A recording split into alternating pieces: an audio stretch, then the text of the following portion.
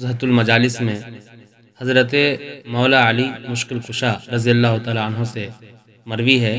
وہ فرماتے ہیں کہ جو شخص شب قدر میں سورۃ القدر کو 7 مرتبہ پڑھے گا، انشاءاللہ اللہ تبارک و تعالیٰ اسے ہر مصیبت سے نجات عطا فرما دے گا۔ 70,000 فرشتے اس کے لیے جنت کی دعائیں مانگیں گے، اور جو جمعۃ المبارک کے دن نماز جمعہ سے پہلے سورۃ القدر کو 3 مرتبہ پڑھے گا، انشاءاللہ اس دن کی نمازیوں کی تعداد کے برابر اسے نیکیاں عطا کی جائیں گی۔ سبحان اللہ۔